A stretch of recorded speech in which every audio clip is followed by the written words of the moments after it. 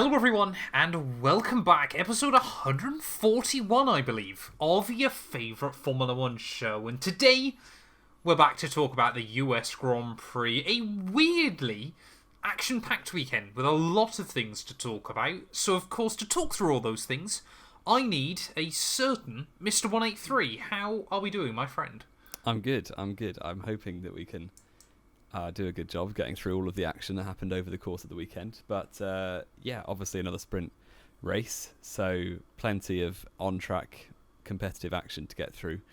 And yeah, we've got another one in a couple of weeks' time, haven't we? So becoming thick and fast. A race between then and now, which is there's a lot of Formula 1 going on. You know, we mentioned this last week.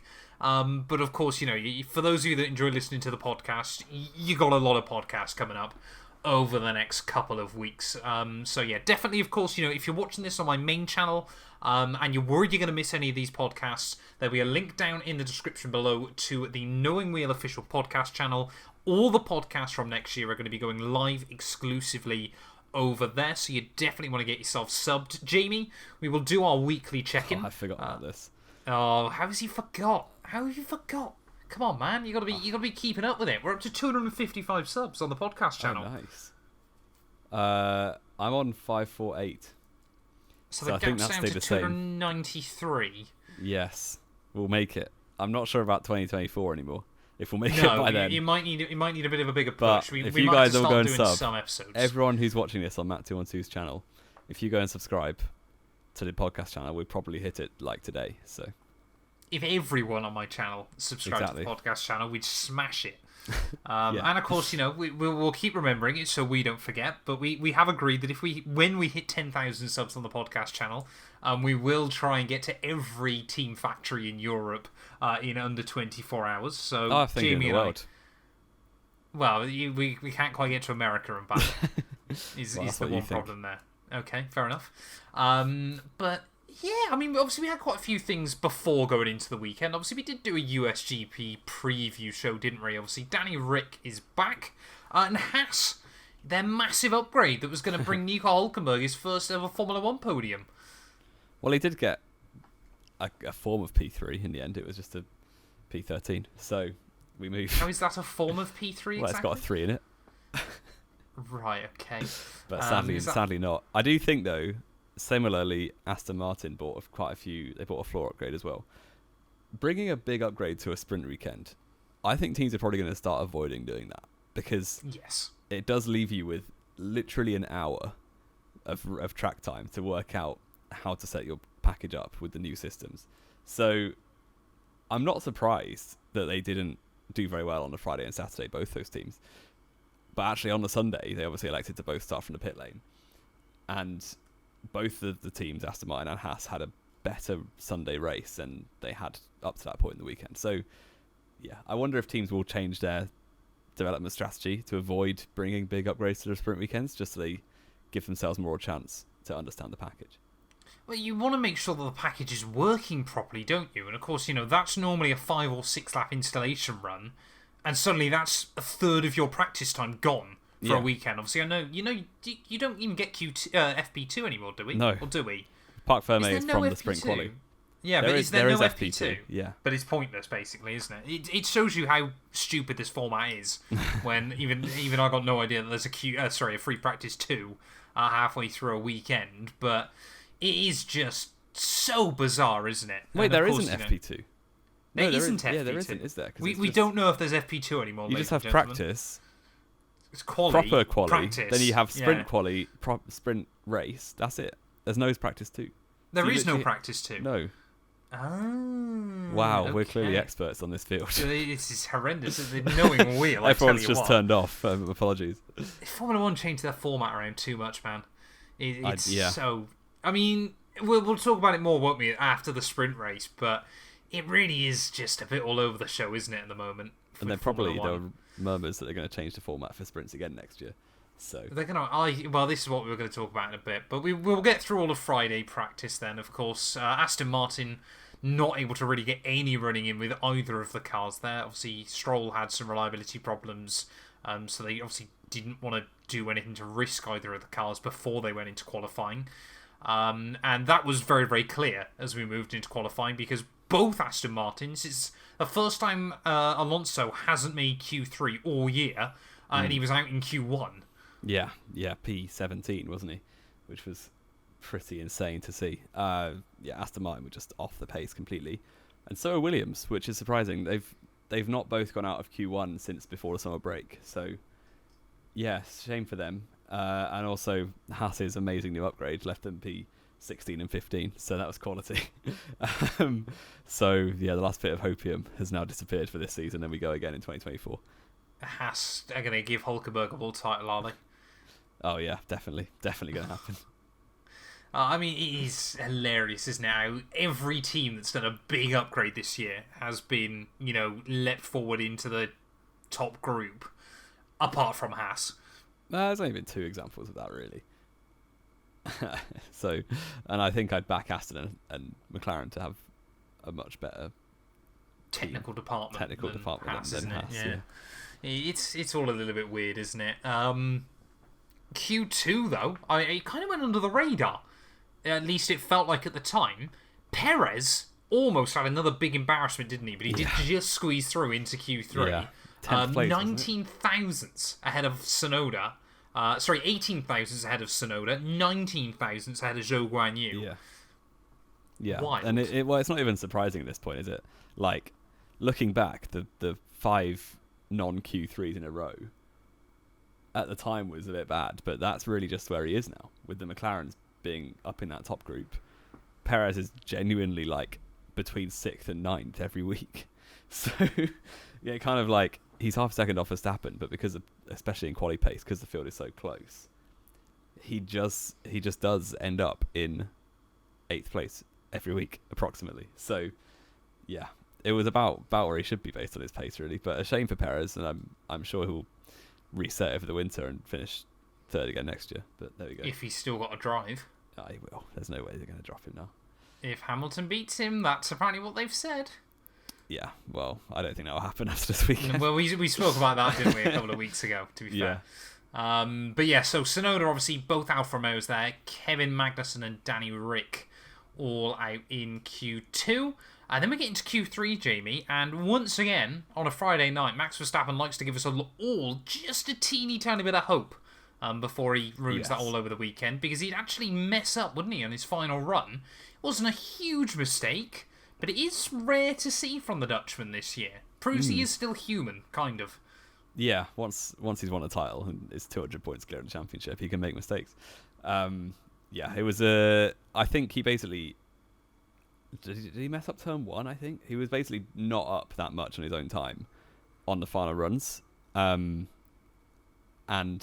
basically just went full send into turn 19, which all through the session he'd been very careful and respecting the track limits by a mile, like by not really getting that close in the grand scheme of things. So you could tell the way he was driving that last sector that he was going to go for it because he had to improve at all. And then he went for it a little bit too hard and just exceeded the track limits. It was a fair cop.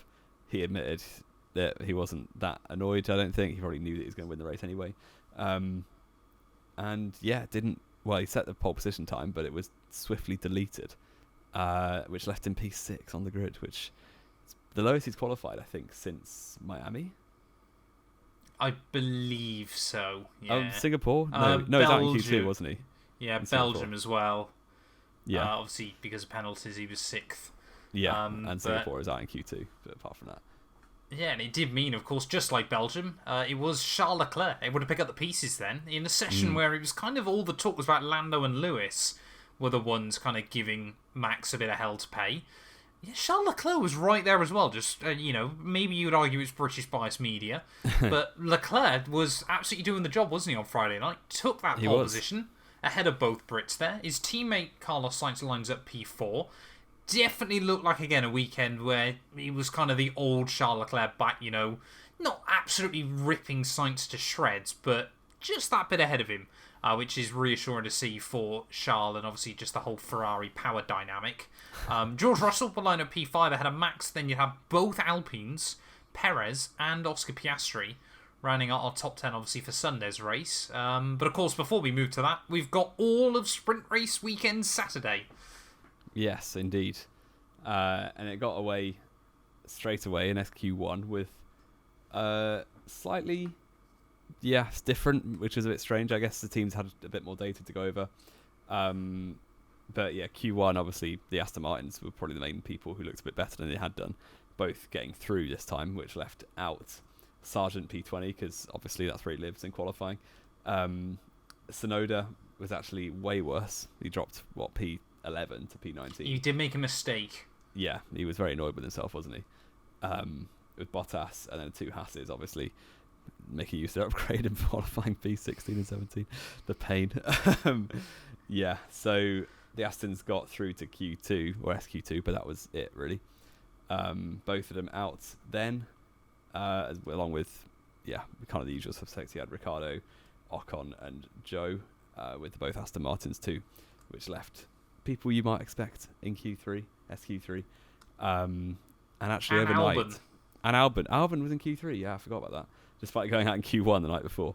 And then overnight, speaking of the night before, they actually made the track limits a bit wider, which I really don't like. I don't know why they did that. It's so stupid, isn't it? It's like just, you've got a football pitch. If you just, make the lines squiggly, because that helps people keep the ball in play. It's like, I skied it over the bar 3 times. Let's make in the the bar first higher. half. Let's make the crossbar a foot higher. I can understand it between seasons, but this whole moaning from the driver, because of course the main reason they did that, I believe, was due to the nature of the curbs, was kind of dragging the car out more. So don't use that much of the curb is kind of the thing there, isn't it? Or if you're worried about that, then it's kind of got to be that risk versus reward, hasn't it? Yeah. And completely. if a driver's worried that curb's going to drag him out, then you don't touch it. If a driver braves it out over that curb, gains a 10th from it, and doesn't get dragged Fair out, play. then they deserve to be further up. Yeah, exactly. And I do think this sort of thing has to be done outside of the race weekend, like pre-weekend. Yeah. Or I could arguably see it if it was a normal race weekend between a Friday and a Saturday, where there's just practice. After practice, yeah. But once the cars are in ideal, Parc Fermé, the track should be in Parc Fermé as well.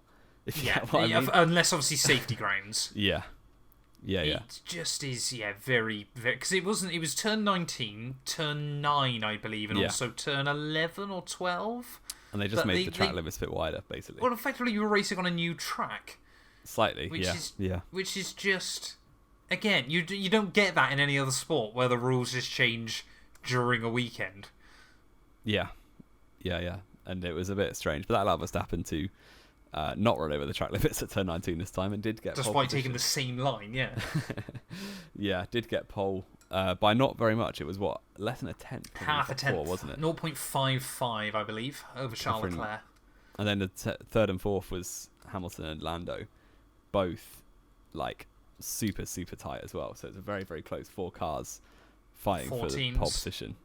Yeah. So it bodes well, although the race pace had other things on its mind. So, yes, that took us ahead of... Who else was there? Oscar Piastri was in P5. Good showing on Saturday morning for McLaren. Piastri struggled a bit more on Friday night with Sainz, Perez, Russell, who's just perennially 8th now at this point, really. And Albon with Gasly in P10. And that brought us on to sprint... Well, in fact, I was literally falling asleep as a European, was I. Complaining about a time zone. How dare I? But this started at 11 o'clock at night, and genuinely about 10 laps in, I was falling asleep. It was I mean, I quite like when we have races at random times occasionally. There's something quite exciting about getting up for the Japanese Grand Prix. I know I was saying this yesterday as well. It probably helps because I'm self-employed. But I wouldn't mind if Las Vegas was a Monday morning race. That'd be quite cool, I think. Wouldn't like that. Just because it's a bit different. But it was kind of frustrating, wasn't it? And obviously we'll go into why after the sprint race. Carlos Sainz, though, Ferrari doing a Ferrari, took a bit of a gamble, which I quite liked. It added a little bit of intrigue, didn't it? So Sainz was starting on a set of the soft compound tyres. But all the aggression was between Charles and Max in towards turn 1, wasn't it? And we've seen very, very often in the recent years that P2 is a better place to start than P1 around the COTA circuit. So that kind of showed itself again on Saturday with Leclerc starting second. Got a better start, had a very good opportunity, but Max completely just cut him off, which was just about fair. It was borderline, and had Leclerc wanted to make a meal of it, he could have done, and then it would have been a crash. But I think it was just the right side of fair, and Verstappen was able to cut him off and hold the lead into turn one, which also allowed Hamilton past Leclerc, wasn't it? Yes, yeah, right on the outside. Over the white lines, but there we go. Yeah. Yeah, I must admit, even as a Lewis fan, I'm not quite sure how he got away with that. It's lap 1 leniency, isn't it? I think that's the only reason. You do that on lap 2 or lap 16, then yeah, it's a penalty. Yeah, I suppose. It was one of those ones as well, though, wasn't it? You know, that run up towards turn 1. Again, 10, 15 years ago, a lot of people would have been very, very unhappy about, but that's the state Formula 1's in now. You're allowed to do that, and no one really bats an eyelid. But I must admit, if I was Charles Leclerc there, like, especially because I'm not in a big fight for the Drivers' Championship or anything, I would have just sent it on him. I would have made sure my front wing was in front of his into that first apex. I don't care what angle the rest of the car's at, I would have just done it. It would have been pointing in all directions, probably. It would have been pointing, yeah, pretty much still towards Mexico. Yes. But I would have absolutely gone for that. Fair. I think, yeah, Max obviously knew it wasn't even that important for him to hold the lead. I guess it just makes his race a bit easier. But then equally for Leclerc, he's never, like, overtaking Verstappen at turn 1 will not make a difference to his race because he's not going to beat him anyway. I always say, though, it's whenever I say things like that, it's got very little to do, actually, with the race that's It's the mentality, isn't it? It's all about, say, for example, Ferrari. It's never going to happen, but Ferrari have a breakthrough with their car for next year, and they're in the fight now with Verstappen for the world title.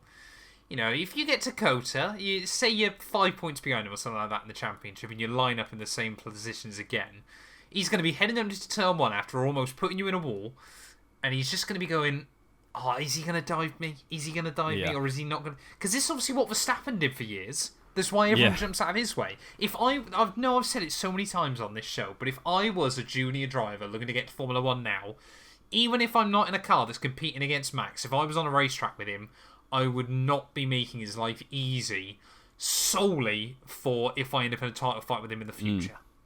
Well, I listened to a podcast with Gerhard Berger this week, and he was saying that when Senna came onto the grid, that was exactly what he did.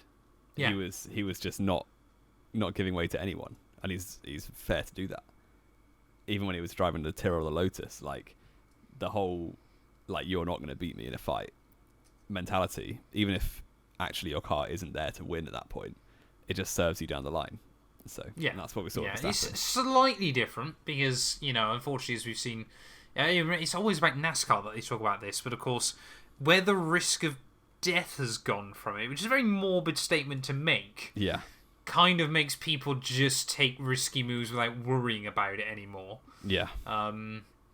But yeah, you've kind of, someone has got to step up to that plate with Max, and it was a shame that George only really did it once in Baku, but it's probably the best example I can think of this year still of Perez not tried getting it in pushed Austria and around. it lasted one corner.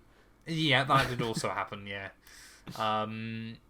But I mean, talking of contacting towards turn 1 though, Carlos Sainz just adored, without a door, Oscar Piastri, didn't he? Just ran right to the side of him, Weber Barrichello style, from Nürburgring, I want to say 2009. Yeah, Nürburgring 2009. Weber got a drive-through for that, didn't he? So, he did. Yeah, only because that was the smallest penalty they could give at the time, which I think they should go back to, because 5-second penalties make no difference these days. So It often is the case, yeah.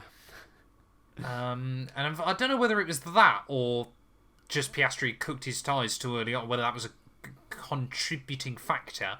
But Piastri just fell down the order early on, didn't he? Yeah, he was not happy in the early stage of the sprint. So, yeah, I think he dropped down to about 10th. He was behind Gasly, wasn't he, ahead of Albon? Yeah, 10th, I believe. I think he was behind Albon. Yeah, he would have been, because Albon finished 9th in the end, didn't he? Yeah, speaking of 5-second penalties being pointless, George Russell got one for passing Oscar Piastri well off the track. At the time was like, well, he forced me off, no pen. And then in hindsight was able to say, actually, yeah, that was a penalty, so well done. And it's kind of what I mean. 5 seconds It actually did cost Russell a position. Could have cost him 2 quite easily. But that's in a sprint race. Over the course of a race distance, it very, very rarely makes a difference just because of how long the races are. 5 seconds is such a drop in the ocean. That, like, yeah. I would quite like to see it become just drive-throughs again, or maybe 10 seconds as a minimum or something. So. Think with that, it probably... I don't think you should give them the option. I think you've just got to give that place back. Because, and it genuinely now, it was my mum that I hadn't really thought about it this way. But she was like, yeah, but if they have to then give the place back, then you get to watch the battle again. And it was kind of one of those ones where I went, oh yeah. Oh yeah. It just makes complete sense, doesn't it? You should have to give the place back up and work for it again. Rather than just driving off into the distance. Well, do you remember back in 2017? You might not. It was Abu Dhabi, and you basically had Renault versus Toro Rosso for a point at the constructors. So I think Hülkenberg overtook Perez on lap 1 back in the days where it was impossible to follow. So if you don't do it on lap 1, you're basically done. And especially at Abu Dhabi. Dhabi in those days. So Hülkenberg literally feigned a move to the outside of turn 11 at Abu Dhabi, jumped the entire chicane, held the position, and then just drove off because the Renault was technically faster than the Force India, and he just drove off into the distance, and that was it. And ended up finishing 6th, beat Toro Rosso by a few points, took the penalty, and that was it. And that was the right decision to make. It's obviously unsportsmanlike, and it's not what the penalty is for. But it's just not enough of a deterrent, I don't think. So maybe they should make it bigger. And we did see them actually make the maximum fines bigger before the weekend, didn't we? They've gone up to €1 million now, which is frankly ridiculous. But it won't happen though. No one will ever get £1 million. No one's going to get a penalty for that sort of thing. Yeah, but let us know what you think. Should penalties be bigger? I think they should be. Well, I think, like I said though, of course, now especially because the cars can follow each other, it should be that you have to give that place back. Because if you had to go off the road to get it anyway, you've clearly been working for it. Yeah. And you'd be amazed how many drivers would just back out of moves as well, when they know full well, obviously, they've been a bit cheeky with it. Yeah. But to be honest, the sprint race was pretty dead, wasn't it? Yeah. Yeah, hence the falling asleep about 11:30. So, yeah, you had a little bit of movement. I think Sainz obviously got up to 4th at the start, but ended up dropping back to 6th. And that was literally it. So, yes, Verstappen won ahead of Hamilton and Leclerc, with Norris actually closed down a big gap on Leclerc towards the end, which kind of gave us... I think that was Leclerc just kind of checking out, because I think even he was bored. Yeah, potentially. But Norris was P4, Perez, Sainz, Russell, and Gasly picked up the last point. Gasly was actually ahead of Russell, wasn't he? Because Russell got the penalty. Yes. Gasly P7, Russell 8th, and Albon just missed out by a couple of hundredths on Russell. And Piastri didn't get points back in 10th, sadly for him. And that led us on to Sunday. Yeah, I mean, it was kind of horrible, isn't it? Because like a lot of people have obviously said now with the sprint race, it not only was it pretty dull, but you also now know what's going to happen in the race. It feels like a spoiler, doesn't it, for the actual Grand Prix? It takes out the uncertainty. Yeah, they should get the sprinklers out, honestly. I think, honestly, now, what they need to do with the sprints, I've seen 2 theories that I quite like the idea of. One of them I think is far more possible than the other, but the other one I think would be funnier. So, okay. Do it on wet. 2 sprint weekend formats, Jamie. Number 1, everyone goes out for qualifying, as they normally would, except for the grid is decided by your team, your both drivers' fastest qualifying times combined. It's like Mario Kart, like Double Dash. Yep. 10 cars start the race, 1 from each team. You can pick whichever driver you like. That would not go down well with the teams. You get to the pits, and once they've come to a complete stop, the other driver can start the race. No way, that would never work in a million years. Wouldn't it be funny to watch Checo It would be absolutely every hilarious. week? It would be so funny. For Aston Martin, that would be sick, because Stroll can do the start. And Alonso can do the end. No, you want Alonso in at the start. Oh, yeah, I don't know. Because Alonso's got racecraft. Yeah, but Stroll's just a merchant at starting, isn't he? Yeah, but that's because he's not a merchant at qualifying. I just can't imagine the Alpine drivers getting on enough to do this. to share anything. No, Alpine would end up in special circumstances where they both have both cars doing it. Ocon just wouldn't pit to let Gasly drive. Well, no, they both have to do exactly half of the race. Yeah. That's the whole point. Or the far more plausible theory that I quite like, Jamie. Mm-hmm. Very simple. Sprint championship. Yeah, I've heard this a lot. Mm. Reverse grids. Reverse championship order for the sprint race. So qualifying on Friday is normal. Reverse championship grid for the sprint race, and it's got its own points table. So you can keep the points exactly how they are if you want. 8, 7, 6, 5, 4, 3, 2, 1. Mm-hmm. They don't add to your real championship points, so it doesn't matter as much. You can take a few risks. I can't imagine a lot of teams would, because obviously they're still just worried about Sunday. But it gives gives something else to have a bit of a conversation about going into a weekend. And if it's reverse championship, you'd hopefully get some actual racing. The problem is teams will never agree to reverse championship because the big teams have no reason to. Because all it does is make because it more it doesn't likely. affect the bigger picture is the point. But all it does is make it more likely they're going to end up in a crash, which is money. So big teams would never agree to doing anything. Remove it from the budget cap. But even so, it's effort. Like teams. I would think potentially. The thing is, at the end of the day, Formula 1 can do whatever they want.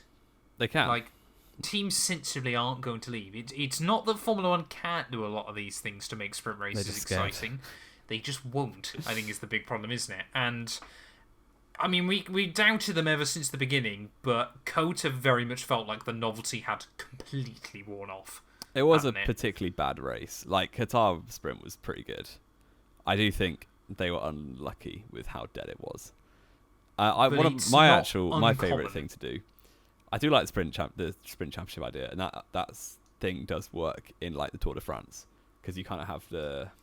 You've got multiple championships going on inside the bigger picture. You've got like the mountain stages championship and the sprint stages championship, whatever. So it would be good. I just think there's no chance in my mind that teams ever do reverse grids. Sadly, the thing I wanted to do, bring a completely new compounded tire, whether it's grooved or whether it's like just way harder than anything they're used to.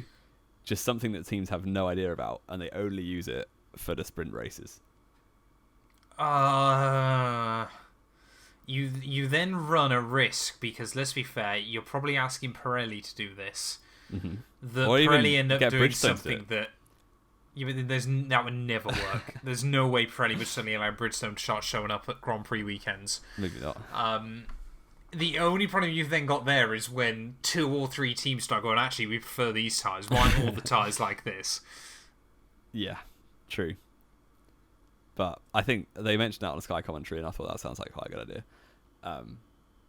idea. Yeah. Sprints, they need something to spice it up a little bit, and I think everyone's kind of realizing. Formula 1 has kind of tried to bring these sprints in, and obviously they've half done them anyway. And they've just got to make, it's that fine balance we spoke about so often before between sport and entertainment. But if they can find a way, because let's be fair, Formula 1 at the moment is minted. They could cover the crash damage for the teams with these kind of things. They've just got to find a way to make sprints far more likely to be entertaining. Sprinklers. Well, yeah, but even then it will just be... It's just novelty. Yeah, exactly. It will just be someone will claim it's rigged, won't they, when it benefits one driver over another. There's got to be something done. Junior drivers. I even still don't mind the idea that they go out for qualifying one at a time, but in championship order. So Max has got a slightly worse track than Perez, who's got a slightly worse track than Lewis. But it'll be 2 races before we then get rain after 2 minutes and Max takes pole by 8 seconds on. And we've got to wait. We've got like half an hour for everyone else to do their laps, and we know that Max is on pole already. So, yeah. It just feels like something needs to. But then again, if that's only for a sprint race, and it doesn't affect the real championship, not the end of the world. I don't know. It's such a weird, complicated, convoluted little thing, isn't it? That probably sensibly should never become a problem in the first place. I do think if we have 2 more dead sprint races to end this season, is that 2 more? Or just 1 more? 1 more, Brazil. Yeah. So if Brazil is dead too, that will leave everyone with a bad memory of sprint races this year because the last 2 have been bad. Yeah, because Kota was bad. Qatar was good. Austria was good, decent enough. I think it's quite. I enjoyed it as a Hulk fan. P2 for half the race. Baku was pretty Interesting. mediocre from what I remember. Yeah. It was a Russell. It was another preview for the race, wasn't it? Yeah. And what was the other one? It says Belgium was interesting a bit. Belgium should have been interesting. The fact that Belgium wasn't. It was wet to dry as well, wasn't it? Or dry to wet. But the safety car ruined it, and obviously the fact that Formula 1 are so scared to race at Belgium in the wet now. Yeah. Yeah, difficult. I would never forget the Porsche Cup race there. Genuinely, it spit with rain for 30 seconds. They red flagged it and the rain stopped. Like, it was funny. nowhere one car ran wide. That's why they did it. It was so infuriating. Well, we've got another year to look forward to that. 2 years now. 2 years now, yeah. Let's get into the real race, though, Jamie. We've kind of spoiled it because we talked about the sprint race, but talk me through the start. Well, before the start, we had those two teams which struggled to work out their setups. All of them started from the pit lane. So you had 4 cars in the pits, 16 on the track, of course. The Haas and the Aston Martin, starting from the pit lane. I don't know what order they started in. I guess they just would have gone on the grid order. No, whoever gets to the end of the pit lane first. Oh, wow. That's interesting. That's how it goes, I believe. Only 16 cars taking the lights. It helps Haas, because obviously they're at the end of the pit lane. Yeah. Yeah, definitely. Lando Norris was one of the drivers who took the lights, and he actually took the lead as well. So, once again, P2 on the grid, with just being OP at Kota, took the lead as turn 1 from Leclerc, whose pole to win conversion rate was, from that point onwards, obviously going to get worse. The fact that no one remembers Leclerc was on pole by lap 3 is staggering, isn't it? Yeah. He's got the most poles now to not have a championship. He's broken the record. Is he taking that from Bottas? Yeah, 21 poles. Wild. And it's not even like he's been close to a championship either. No, not particularly. He's just a mega one-lap runner. Well, even Bottas was able to turn 20 of his poles into a bunch of wins, like at least 10, I would say. Probably less than that, 6 or 7, I think, only. Is that Mercedes 5 years? I reckon more than that. I don't know. But, Leclerc, 21 pole positions and 4 wins from pole. It's mad, isn't it? Yeah. How many years Leclerc's had no wins in Formula 1 as well is wild. And how many wins is that without an illegal engine, sorry? 2. Did he only win 2 races last year? 2 wins from pole, sorry, yeah, of course. So he won 3 races last year, and then 1 was from second. Yes, wild. Yeah. Just wild. Yeah. Quite funny, but yeah. Other things happened on lap 1 too. Carlos Sainz was able to get past Lewis Hamilton into turn 1 down the inside. He actually did send it, unlike Leclerc on Saturday, and was able to take P3 at the time. Yeah, it would have been P3, wouldn't it? And also, Ocon managed to have lack of awareness and crash into Piastri. Round the kink of turn 2. And that ended up causing both of them to have to retire, which is quite surprising because I guess it was quite substantial contact at quite high speed. But Ocon especially, cars often survive that kind of thing, especially if they're driven by Lewis Hamilton. So yeah, that was a bit surprising that a little bit of wheel to side pod contact and both of them had to retire. Yeah, it did take them quite a while, of course, and they both kind of fell down the order, didn't they? But yeah, both had side pod damage from it, rather weirdly. So they locked onto each other pretty nice and aggressively there. Which again, was Alpine going, wow, well, at least we beat the kid that betrayed us. I hope he's hating his time at McLaren with a sprint win this year. With a race win and a bunch of podiums, well done. Yeah. Shocking behaviour by Alpine. No, because how many... Piastri even, I'll get me right name in there in the end, is 17 points, I believe, behind Alpine. Could very well be that Alpine's driver lineup this year are both going to... What could have been Alpine's driver lineup this year is going to outscore Alpine individually. Well, Alonso definitely will. Alonso has, yeah. Alpine all are guaranteed now. Piastri is Oscar's on 83. Yeah. And it could have easily been more. Yeah. That's the battle to watch out with by the end of the year. Piastri versus Alpine. There's not much else going on. Piastri versus Alpine, yeah. Wild. Absolutely wild. But yeah, it was a shame for Piastri because, let's be fair, he was on the edge of the track. There wasn't a lot else he could do in that scenario, was it? But obviously the kind of thing we were focusing on early on was obviously Hamilton and Max getting past both Ferraris. And I can't lie, it felt like to me that Max was kind of sat there going, oh, Lewis is overtaking the car, probably I should get on with it and overtake him as well. Oh, Lewis is overtaking another car, I'll just overtake them as well then, now I need to. Yeah. You know, try and make it look like I'm struggling. It was like he was toying with everyone a little bit, but I mean, maybe the car pace wasn't ridiculously quick this weekend. Like, they were beatable, I think. I think Red Bull are, and have been since probably before the summer break, sensibly, the masters of, let's not make the car look too fast now, boys.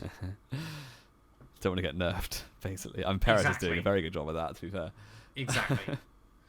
You know, you look at Belgium where they were lifting going into a Rouge, and they go, oh, it's because of the plank, and we don't want to get it too warm. Well, maybe Hamilton should have done that too. Maybe Hamilton should have done that here. Yes, we will talk about that in a bit. But it does very much feel at the moment that Red Bull are just, well, we'll keep winning, but we won't win by much. No, our car's not that OP, it's just Max making the difference when he could easily lap most of the field. Well, two Perez's and they'd be finishing 8th every week, wouldn't they? 8th and 9th. Well, yeah, that being said. It's two Perez's, though, they would have developed the car more sensibly. Well, so it'd probably be winning by more. Nah, definitely not.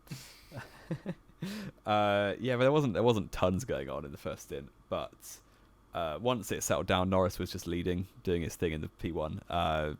Hamilton second, Verstappen third, about 5 seconds off the lead. Verstappen was the first one to pit from his mediums to another set of medium tyres, going for the undercut. And weirdly, well, not weirdly, in fact, McLaren did cover that off straight away because, Verstappen couldn't undercut 4 seconds in a lap. So they pit Norris the very next lap. But Mercedes chose not to pit Hamilton and kind of looked like they were going for a one-stop. But then they didn't really commit to it, so they were just stuck between two strategies in the awkward middle ground, which meant he lost the place to Verstappen for the undercut and didn't get the benefit of a good strategy anyway. So, no, it kind of felt like Mercedes suddenly realised, obviously, once Max and Lando pit, going, wait, who'll be battling? Are we going for a win here, or are we just trying to make sure that we beat Lando? What are we doing? Yeah, it was very strange. So badly done. Yeah. This was the team that for so long we were saying, were technically pretty much perfect, weren't they, for years?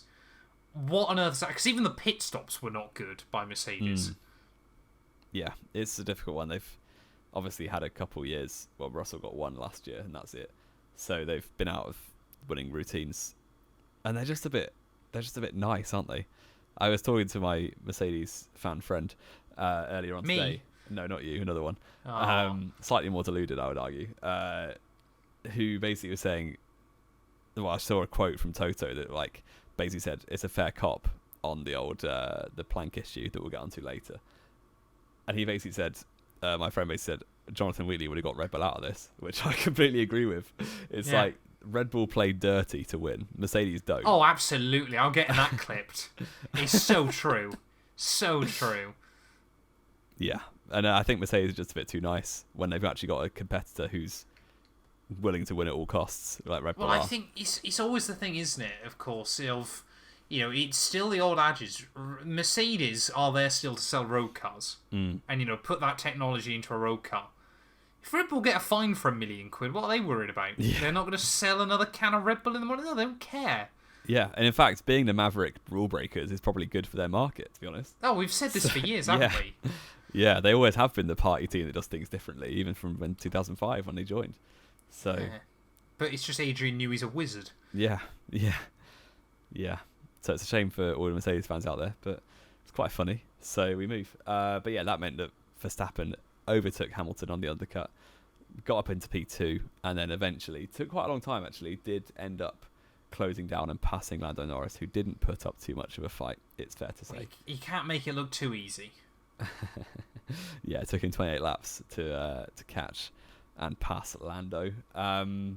Yeah, but interestingly, Norris and Hamilton both took hard to their first stop, so technically could have gone to the end if they fancied it, but it clearly wasn't going to happen like that because Norris ended up bailing quite early onto another set of medium tyres for the... Was it? No, it's hard tyres to end the race, wasn't it? So yes, yeah, it couldn't do 3 sets of mediums. No, Norris did. Oh, sorry, medium Lando. hard, Yeah. Lap 35, he was the first one to pit. Verstappen covered a few laps later, and almost with a slow stop got undercut by Norris again. So the gap had come down for sure. Richard. Yep. Gotta get that in there. And yeah, just Hamilton. It was just so passive, the strategy, wasn't it? It was just like, oh, we'll just do our own thing and not worry about the competitors we're fighting. And pit a solid 6-7 laps later than the other two, which just left Hamilton so far off them because both times they'd lost a lot of time through the pit stop window. So it was just a weird strategy from Mercedes, to be honest. It honestly felt like, the KSI meme of going, I don't know what I'm doing. That's what Mercedes felt like, at least in their strategy department, just saying that over and over. It was this year, or this time last year, that James Vowles went to Williams, wasn't it?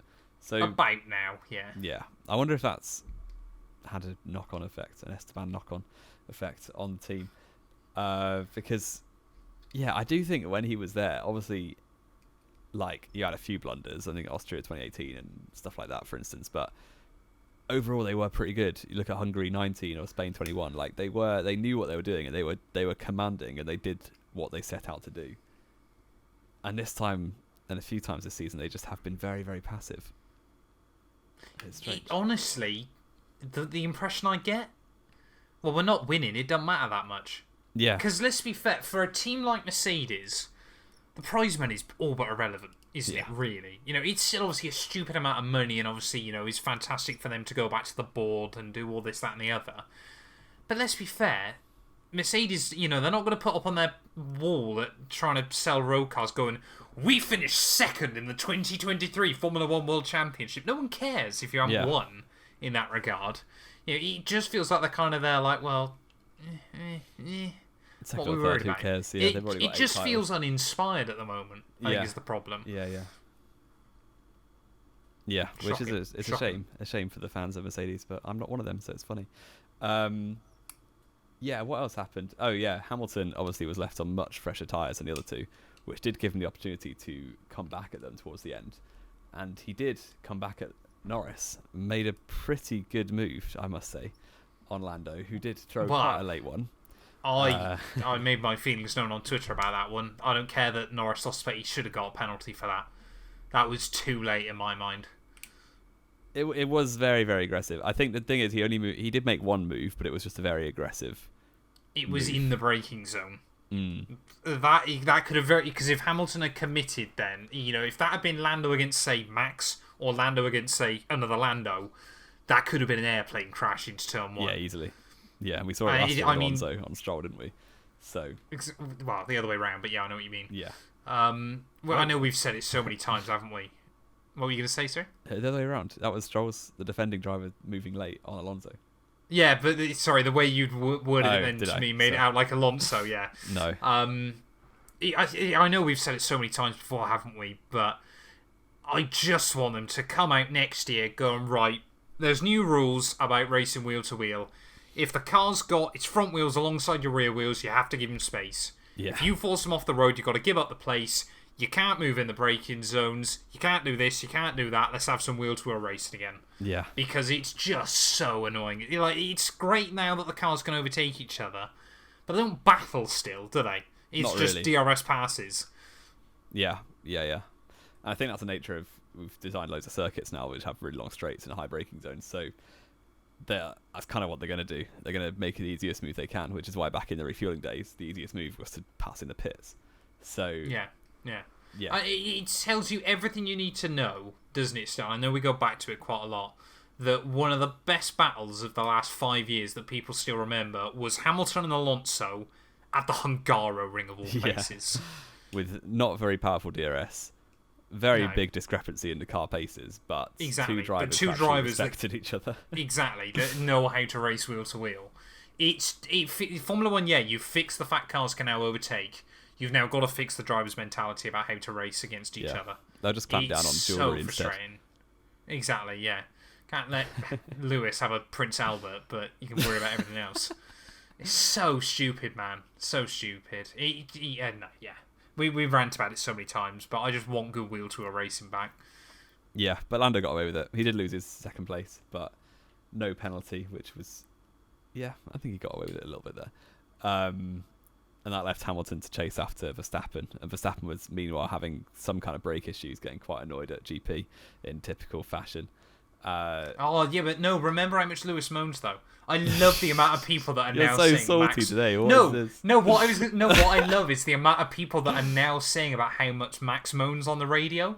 Yeah. It's almost like they broadcast the driver that's winning a lot, their radio more than anyone else's. It would not surprise me if, on average, basically every driver moans the same amount. Yeah. It's nothing about Max specifically, but it's the amount of people that moan now that, suddenly Max is moaning those on the radio. No, he probably always has been. Yeah. It's just it was never broadcast. He probably did more back when the car was rubbish. Yeah. It's so funny to me. So funny to me. Yeah. DTS fans, innit? But respect if you're a DTS fan. They've all got bored of the sport anyway, mate. Can't blame them, to be fair. They've all left. I mean, I wouldn't, I would too if I only started watching 3 years ago. What else happened? Oh, yeah. Where are we up? I've lost track of where we are. Do you know? We're up to about Leclerc, obviously, on that one stop because Ferrari kind of forgot about him. Do you know as well? He had like a tooth abscess or something this weekend. Oh, that sounds a bit grim. So he was racing under excruciating pain as well. Ferrari completely forgot about him. And forgot about, well, so did Mercedes, about how much wear you can have on the rear plank. Yes, they did. Because ended up the race finished. Nothing else really happened. I guess the Astons made their way from the pit lane to the points before Alonso just stopped because Stroll was catching him, so he thought I better not get embarrassed here, so he just retired. And then Verstappen won the race just about from Lewis Hamilton initially, and Lando Norris was P3. Sorry, I'm getting ahead of myself. Foreshadowing. And eventually, just before I went to bed last night, came out that Leclerc and Hamilton were both under investigation for having plank issues. And that's a technical directive, isn't it? A technical requirement, infringement, that's the word. So everyone kind of thought straight away, this is only going to go to the stewards if they have messed up. It's not like there's no grey area. You either have got either you've got enough plank under your car or you haven't. It's pretty simple. So as soon as it came out that they were under investigation, you kind of thought, right, they're getting disqualified. And lo and behold, that is what happened. And Lewis Hamilton's hard work all race long was ended up with 0 points for the second race running. As well as Charles Leclerc, who did hard work with a tooth abscess and didn't get as many points as Hamilton, but then lost them anyway. So, everyone got bumped up. Perez can breathe a sigh of relief. Yeah, Perez is now, 38 clear or something? 40 points? 39, I believe, yeah. So he's probably going to finish second in the championship, I would imagine, which is what I called about 2 weeks ago. But you called Hamilton, and then he's had 2 0 points in a row. No, I think we called it after Qatar, to be fair. Okay. I still believe. I reckon Checo's going to have a nightmare to the end of the year. It was quite interesting, though, isn't it? Because, of course, obviously, we've known about the way the cars are checked now at the end of a race as before a Grand Prix. No, sorry. So the FIA have already decided going into a weekend which 4 cars they're checked at the end of the race. I think they've got 2 reserve cars as well in case 2 of the cars get written off or something or don't finish. But it is interesting, isn't it? Of course, because Leclerc and Hamilton. So we haven't had anyone get disqualified now in what feels like years. That happens slightly more regularly than. It happens occasionally still. So the last one I can definitely remember was USA 2018. What about Japan 19? Oh, Japan was the 19 one I could think of with Renault's threw brakes. themselves under the bus. Yeah. And there was a Haas that year as well in 2018. Yes, yeah. It doesn't happen often then, the cars are disqualified. But what is fascinating about it, isn't it? Of course, first of all, to get the conspiracy theory out of the way, Verstappen's car was also checked. His car was fine. Yeah. But if 2 of the 4 cars you've checked at the end of the race have been disqualified for a technical infringement, how many other cars were down that grid that might... Because it might well have just been that it was Hamilton and Charles. They were the only 2 cars that had that in the entire field. But it's highly unlikely, isn't it? Yeah.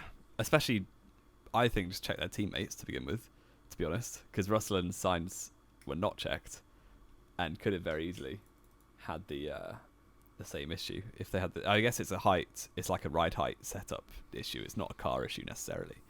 Yeah, it was basically just obviously how much the skid block's worn away. Yeah, Sebastian Vettel was the most recent one in 2021. Yes, of course. Yeah. But was that a fuel irregularity, I think? That was a lack of fuel sample. Yeah, so that was. Which I don't get how you've run out of fuel at the Hungaroring, because it's not a particularly powered. Yeah, and they had a safety car that race as well. Who knows? Yeah. Bizarre. Yeah. So I just think the problem is if you get 2 out of 4 disqualified, they could just go down the grid, and then it turns out 10 of the cars are disqualified, and it just looks really bad on F1. So I guess, yeah, they maybe don't want to throw themselves under the bus like that. But then is it fair? So, for instance, this pushed up Yuki Tsunoda. It pushed up Alex Albon and Logan Sargent into the points more than they would have got. And likes of the Haas and the Alfa Romeos suddenly are not getting points. Say, for instance, Russell and Sainz are disqualified too. Suddenly Hulkenberg's 9th. Suddenly, I think was it Joe or Bottas next? I can't remember. Someone that'd be 10th. And you've got just more points going around. I guess the caveat to that is that Tsunoda, Sargent, and Albon all get more as well because they're getting pushed up. That would only become a really worrying factor if suddenly there was, say, a 2-point gap from 6th to 7th and a 1-point gap from 7th to 8th, which of course isn't the case in Formula 1. Apart from 9th the gaps 10th, only get smaller. Yeah. No, but that's what I mean. The gaps don't get bigger anywhere. Again. Fair. So maybe I'm just salty because Hulk finished 11th in the end. I think you are. The fact that Logan Sargent has scored a point, despite the fact I don't think he's really ran in the top 10 at any point this year on track, is kind of staggering, isn't it? Yeah, I feel like the Kubica in Hockenheim, wasn't it? Pretty much. Pretty much. Yeah, but that was all dramatic, and Hamilton is current form is the worst driver in Formula 1 based on the last 2 races. Is he worse than Hulk? Well, a DNF and a DSQ. You can't get much worse than that. Yeah, sorry, I forgot, I think you meant just in terms of points. No. Yeah, no, Hamilton, has been. If Formula 1 was a 2-race championship, started in Qatar, Hamilton would be last in the championship. It's like 2020, wasn't it? Max Verstappen was the worst driver in the Italian championship. He was. Because he DNF'd all 3 times. Yeah, wild. So that was a wild time to be alive. But, yeah, Logan Sargent, talking of him, fair play, got a point. It was alright. It was well earned. I was going to say it wasn't very well earned. He matched Albon in the race very well. He finished a few seconds off him. It's a bit strong. Yeah. But he was alright. He was definitely his strongest weekend. The thing is, at the end of the day, I'd say Monza still. The fact he was running in the top 10 most of the day, and then it was only right at the end Bottas got him. But he was I think, behind still. Albon, wasn't he, still? Yeah, that's because he wasn't that far behind him in terms of raw pace. It was just Albon beefed the McLarens all day. I think, don't get me wrong, one of his better races still, but I would still say Monza is the one that sticks out to me because he was running inside the top 10 until about 4 laps to go. But he finished 1.2 seconds off Albon this race, which is very good going. Yes, yeah. And, at the end of the day, he finished in a position that meant that he was the 10th fastest car that wasn't illegal to cross the line. For all we know, he might have been much higher than that. He might have been He could have actually been 5th, or he could have been disqualified as well. The fact that we live in a sport that's meant to be the pinnacle of engineering and now we don't know that is quite worrying, isn't it? But clearly he knows what a kilometre is, and we're proud of Logan Sargent for that. Yes, we are. We will move on to the quiz. Speaking of, okay. So I'm going to caveat that one in there. Lewis Hamilton, as we just been discussing, has failed to score points in the last 2 races. Yes. The last time that happened. Oh no. Do you know what it was? This isn't the question. No, I know. I'm trying to think when it would have been. Is it McLaren days still? Yeah, it is. Yeah. That's mad, isn't it? It was 2010. Italy, Singapore. Oh no, 2010. Sorry. Oh, is it Italy, Belgium? Italy, Singapore. It is Italy, Singapore. Yeah. 2 DNFs, both. No, one was on lap 1, wasn't it? One was on lap. Yeah. After a safety car restart. But 11 drivers. I was quite surprised by this, but only 11 drivers scored points across those 2 races. 9 of the top 10s were the same on the 2. You've got a minute to name all of them. Go. Seb, Mark, Fernando, Felipe, Jensen, Nico, Michael Schumacher, Robert Kubica, Nick Heidfeld, Adrian Sutil, the Antonio Luizzi. You've got him this time. You've got 8. No, you've got 9 out of the 11 already. Okay. You've got a while to go. Trying to think which big team have I forgotten about. Buemi? No.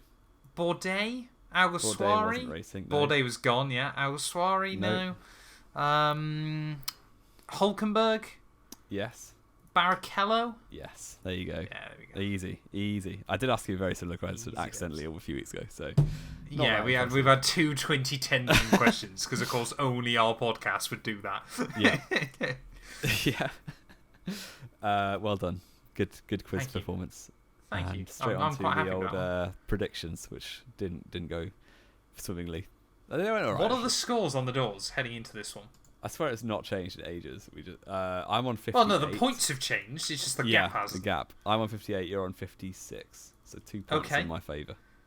So I've only got 5 races to claw this back. It's not a lot, but I have got to start clawing it back, haven't I? Yeah. What I think I went max, didn't I? You did. Which was only worth 4 points in the end because you didn't get pole on Friday. Position. You then went Lando Lewis.